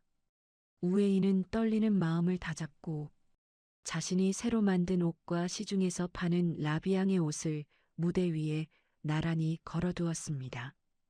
기자들이 의아한 표정으로 쳐다보자 우웨인이 가위를 들어 라비앙의 옷을 거침없이 과감하게 찢어버렸습니다. 여러분, 이 옷의 안쪽을 자세히 보십시오. 겉은 제 디자인을 베꼈지만 속은 실밥이 엉망으로 엉켜 있고 중심이 뒤틀려 있습니다. 우웨인이 이번에는 자신이 밤새 만든 옷을 뒤집어 기자들에게 보여주며 당당하고 울림있는 목소리로 외쳤습니다. 이게 바로 제 손끝에서 진심으로 탄생한 진짜 다나의 옷입니다. 누구도 흉내낼 수 없는 이중 박음질과 안감에 숨겨진 비밀 자수, 이것이 제가 장인으로서 증명하는 유일한 진실입니다. 장내에는 카메라 플래시가 폭죽처럼 눈부시게 터졌고 기자들은 정교하고 아름다운 마감 처리에 경악을 금치 못했습니다. 우웨인의 발표가 전국으로 실시간 방송되는 시각, 고유라는 인천공항 출국장 앞에서 초조하게 안절부절 못하고 있었습니다. 고유라는 커다란 선글라스로 얼굴을 반쯤 가린 채 주위를 살피며 비행기 탑승 시간이 오기만을 간절히 기다립니다. 그때 검은 양복을 입은 남자들이 고유라를 순식간에 에워싸더니 앞길을 막아섰습니다. 강태주 회장이 군중 사이에서 천천히 걸어 나와 고유라 앞에 서더니 고유라의 선글라스를 단숨에 낚아채 바닥에 던져버렸습니다. 고유라가 당황해서 뒤로 물러나며 파르르 떨리는 비굴한 목소리로 소리쳤습니다. 강 회장님, 갑자기 이게 무슨 무례한 짓이에요? 나 지금 아주 바쁜 사람이라고요. 강태주가 싸늘하고 비릿한 미소를 지으며 고유라의 얼굴 앞에 구속영장과 통화 내역 기록을 들이밀었습니다. 어디를 그렇게 급하게 도망가나? 방화교사의 산업 스파이 혐의까지 내 죄명이 아주 화려하더군. 고유라가 얼굴이 흑빛이 되어 바닥에 주저앉으며 강태주의 바짓가랑이를 붙잡고 비굴하게 애걸하기 시작했습니다. 회장님, 제가 정말 잘못했어요. 저 여자가 잘 되는 게 너무 배가 아파서 잠시 미쳤었나 봐요. 제발 한 번만 봐주세요. 강태주가 고유라를 벌레 보듯 경멸 어린 눈빛으로 내려다보며 차갑게 대답했습니다. 용서는 내가 아니라 판사 앞에 가서 빌어. 그리고 내 아내가 만든 그 위대한 옷들이 내 비참한 인생을 어떻게 무너뜨리는지 감옥에서 똑똑히 지켜봐. 공항 경찰들이 달려와 고유라의 양손에 수갑을 채우자 공항에는 수많은 사람의 수군거림과 야유가 가득 찼습니다. 고유라가 비명을 지르며 질질 끌려가는 비참한 모습은 고스란히 뉴스 카메라에 담겨 전국 방방곡곡으로 퍼져나갔습니다. 라비앙의 대표 역시 고유라와의 공모 사실이 낱낱이 밝혀지며 긴급 체포되었고 전국 매장은 즉시 폐쇄 조치되었습니다. 화가 난 시민들은 장인의 혼을 훔친 비겁한 가짜 브랜드라며 라비앙 제품 불매 운동을 거세게 벌이기 시작했습니다. 어느덧 해가 지고 은은한 달빛이 내려앉은 깊은 밤, 강태주는 우웨인의 임시 공방을 다시 찾았습니다. 우웨인은 모든 일이 끝났다는 안도감에 바늘을 내려놓고 낡은 의자에 기대어 잠시 쉬고 있었습니다. 강태주가 아내의 거칠어진 손을 자기 뺨에 부드럽게 대며 눈시울을 붉혔습니다. 혜인아, 정말 고생 많았어. 이제 그 누구도 감히 당신을 모함하거나 무시하지 못해. 내가 약속했잖아. 우회인이 남편의 따뜻하고 든든한 체온을 느끼며 희미하게 행복한 미소를 지었습니다. 태주 씨, 정말 고마워. 내 손끝에 진실이 있다는 걸 당신이 끝까지 믿어준 덕분에 제가 다시 일어설 수 있었어. 이지호가 공방문을 벌컥 열고 들어와 활짝 웃으며 큰 소리로 기쁜 소식을 외쳤습니다. 선생님, 회장님, 지금 전 세계에서 다나의 옷을 사겠다는 주문이 다시 미친 듯이 쏟아지고 있어요. 방금 앙리 선생님께서도 이번 역경을 실력으로 이겨낸 선생님이 이 시대의 진정한 영웅이라고 찬사를 보내셨대요. 세 사람은 잿더미 위에서 다시 기적처럼 피어난 다나의 성공을 확인하며 서로의 손을 꼭 맞잡았습니다. 타버린 원단 더미 속에서 찾아낸 단 한 개의 작은 바늘이 결국 거대한 악의 무리를 완벽하게 무너뜨린 것입니다. 우회인의 명예는 그 어느 때보다 찬란하고 고결하게 회복되었고 다시 일어선 장인의 뒤로 새로운 희망의 새벽이 밝고 환하게 서서히 밝아오고 있었습니다. 공방 창문 너머로 비치는 아침 햇살은 이제 더 이상 매캐한 연기가 아닌 장인의 열정과 승리를 축복하는 찬란한 금빛으로 넘실거리고 있었습니다. 시련의 계절이 지나고 어느덧 3년이라는 시간이 흘러 파리 샹젤리제 거리에는 동양의 신비로운 곡선을 담은 매장이 들어섰습니다. 브랜드 다나의 로고가 파리의 유서 깊은 건물 정면에 당당하게 걸리고 전 세계 패션 리더들이 그 문을 열기 위해 줄을 섰죠. 우웨이는 이제 51살의 나이가 되었지만 여전히 맑은 피부와 기품 있는 미소를 간직한 채 매장 중앙에 서 있습니다.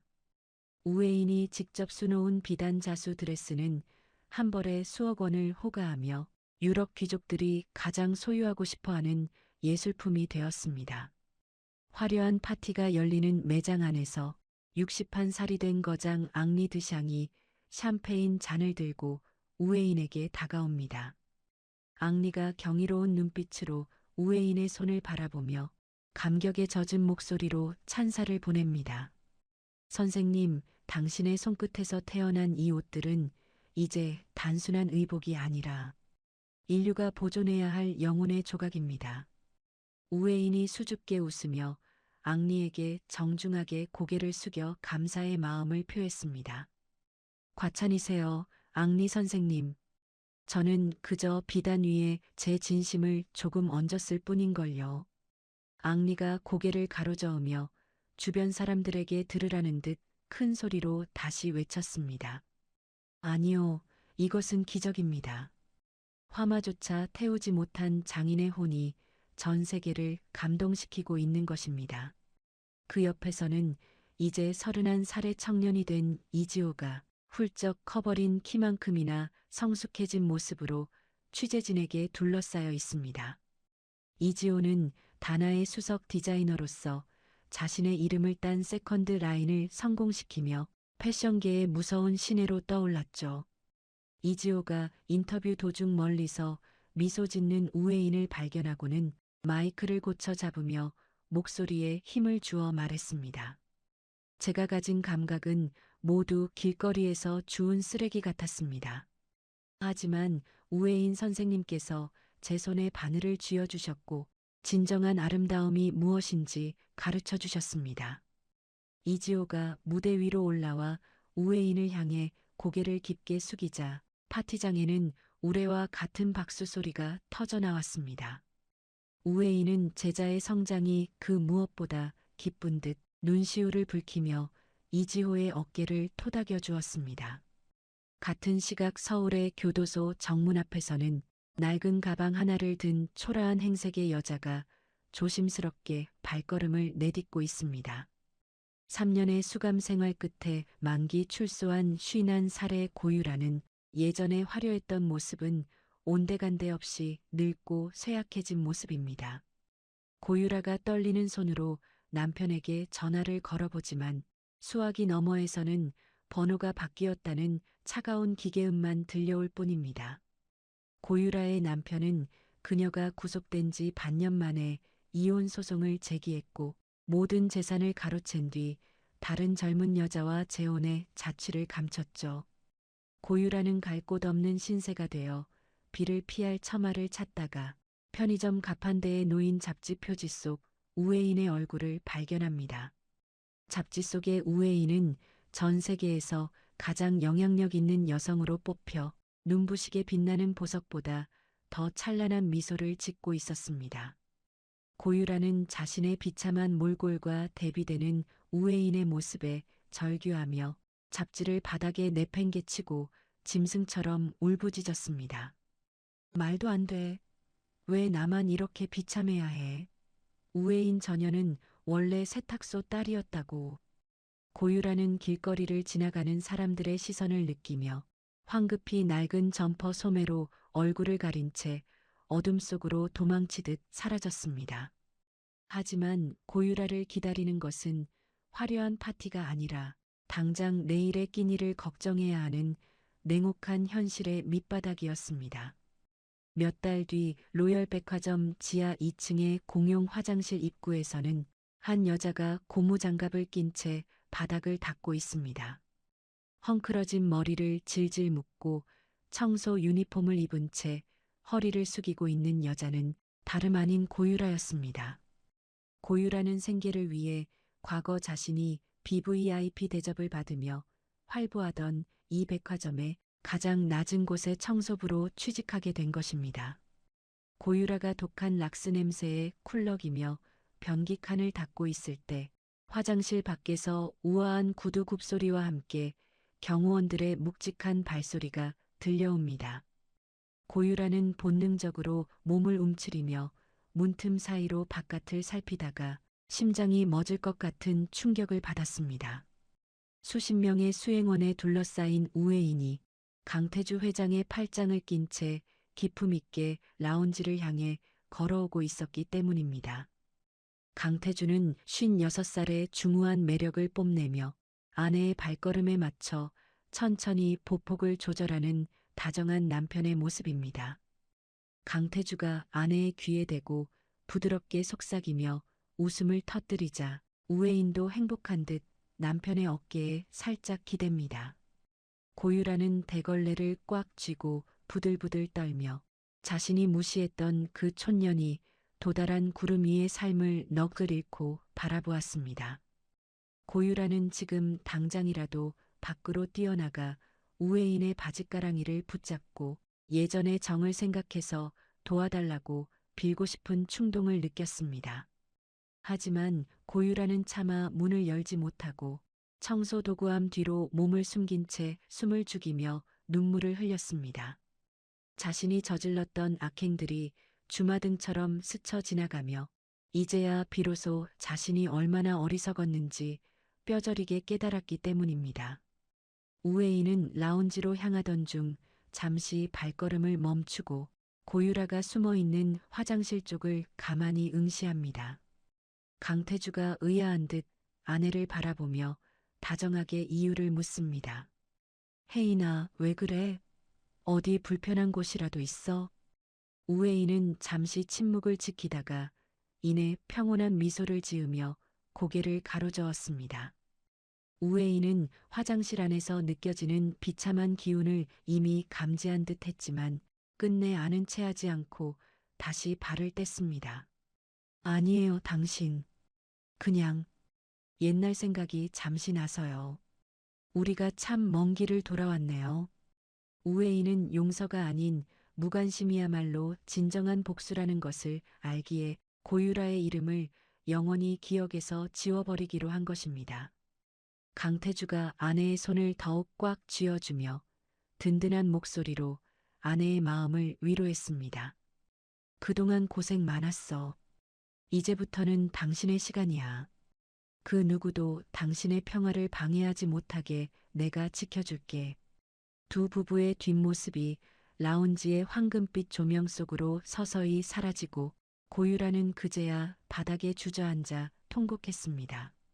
모든 행사가 끝난 늦은 밤, 우회인은 강태주와 함께 어린 시절 추억이 깃든 낡은 전통 시장 골목을 찾았습니다. 현대적인 고층 빌딩 숲 사이에 여전히 남아있는 작은 세탁소와 공방들이 정겨운 불빛을 내뿜고 있습니다. 우회인은 강태주의 어깨에 머리를 기대고 밤하늘에 떠있는 밝은 보름달을 보며 깊은 한숨을 내쉬었습니다. 태주 씨, 나는 가끔 무서워요. 이 모든 성공이 한순간의 꿈처럼 사라질까 봐요. 강태주가 아내의 허리를 감싸 안으며 밤 공기보다 더 따뜻한 목소리로 대답했습니다. 혜인아, 이건 꿈이 아니야. 당신이 바늘기에 실을 꿰며 보냈던 그 수만 번의 시간이 만들어낸 진실이야. 우회인은 가방에서 작고 낡은 바늘 하나를 꺼내 달빛에 비추어 보았습니다. 그 바늘은 화재 속에서도 살아남았고 고유라의 음모 속에서도 꺾이지 않았던 우회인의 영혼과도 같은 물건입니다. 우회인이 바늘을 손에 꼭 쥐며 나직하지만 울림 있는 목소리로 세상 모든 장인에게 전하듯 을조렸습니다. 진정한 명품은 가격표에 있는 게 아니었어요. 그것을 만드는 사람의 손길과 시련 속에서도 지켜낸 그 사람의 품격에 있었던 거죠. 강태주가 아내의 이마에 부드럽게 입을 맞추며 두 사람의 그림자가 골목길에 길게 늘어집니다. 세탁 소집 딸에서 세계적인 거장으로 시련을 딛고 일어선 장인의 우아하고도 위대한 여정이 이제 새로운 장을 열고 있었습니다. 우회인과 강태주 두 사람은 서로의 손을 맞잡은 채 보름달을 향해 천천히 걸어갔습니다. 골목 안쪽에서는 누군가 늦은 밤까지 미싱을 돌리는 소리가 리드미컬하게 들려오며 새로운 희망을 노래하고 있었습니다. 가장 낮은 곳에서 시작해 가장 높은 곳에 닿은 우회인의 삶은 이제 수많은 사람에게 영감이 되어 찬란하게 빛나고 있었습니다. 잿더미 속에서도 결코 타지 않았던 장인의 자부심이 깊어가는 밤을 따뜻하게 비추며 긴 이야기에 막을 내립니다. 우회인의 입가에 걸린 평온한 미소는 이제 그 어떤 풍파에도 흔들리지 않을 만큼 단단하고 아름다웠습니다. 세상의 모든 조롱과 무시를 이겨낸 진정한 승자는 오직 자신의 진심을 믿고 묵묵히 길을 걸어온 우회인 바로 그녀였습니다. 겉모습만 보고 사람을 판단했던 동창들의 최후를 보니 참 많은 생각이 드는 이야기였습니다. 진정한 명품은 화려한 브랜드가 아니라 시련 속에서도 묵묵히 자신의 길을 걷는 사람의 품격에서 완성된다는 사실을 다시금 깨닫게 됩니다. 혹시 지금 힘든 시간을 보내고 계신 분이 있다면 혜인 씨처럼 여러분 안에 숨겨진 고귀한 가치를 믿고 끝까지 힘내셨으면 좋겠습니다. 남을 깎아내려 얻은 행복은 결국 모래성처럼 허무하게 무너진다는 사실도 우리 모두 잊지 말아야겠지요. 오늘 이야기가 여러분의 가슴속에 따뜻한 위로와 통쾌한 울림이 되었기를 진심으로 바랍니다. 이야기를 끝까지 들어주신 분이 계시다면 잘 들었다고 댓글 하나만 남겨주세요. 지금까지 똑순이 사랑방이었습니다. 감사합니다.